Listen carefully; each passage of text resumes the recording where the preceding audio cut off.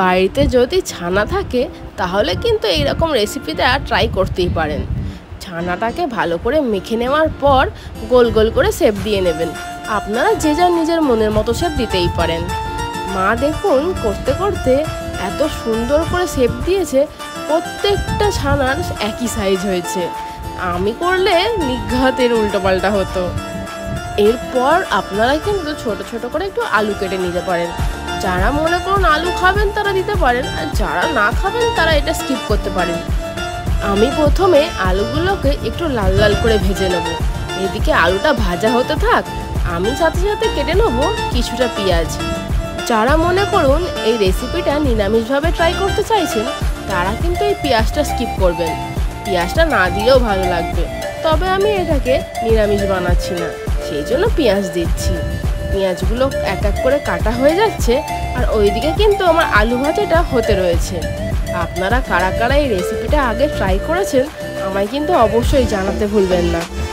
এই রেসিপিটার সাথে কিন্তু আপনারা রাতের রুটি বা লুচি অনায়াসে খেতে পারেন, আর যারা মনে করুন পোলাও সাথে খাবেন তারাও কিন্তু খেতে পারেন।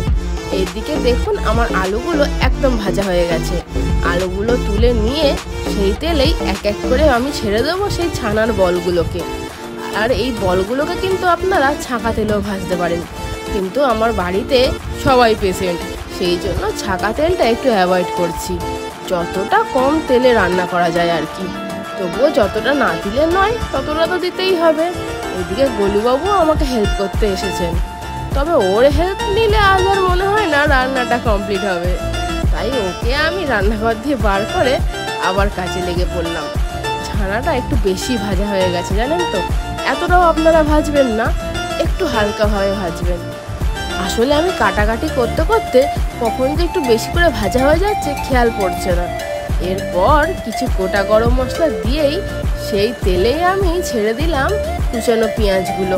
আপনারা নিশ্চয়ই দেখে বুঝতেই পারছেন আমি কিন্তু খুব অল্প পরিমাণ তেল ইউজ করছি, তবে তেলটাই কম ইউজ করছি মানে রেসিপিটা যে খারাপ হবে সেমন কিন্তু নয়, কম তেলেও ভালো রান্না হয়।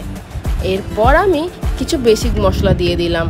আগে দিয়েছিলাম লঙ্কা আর আদা বাটা, তারপর কিছু হলুদ গুঁড়ো, জিরে গুঁড়ো, সাথে কিছু টমেটো কুচো দিয়েই একটু সামান্য জল দিয়ে নেড়ে চেড়ে নিলাম। আসলে তেলটা কম তো তাই কড়ার গায়ে লেগে যাচ্ছে, জলটা দিলে কিন্তু ভালো করে উঠে যাবে সেগুলো। আমার কিন্তু সব কটা মশলা ভালো করে ভাজা হয়ে গেছে আলুর সাথে। এরপর কিছুটা জল দিয়ে নিতে হবে।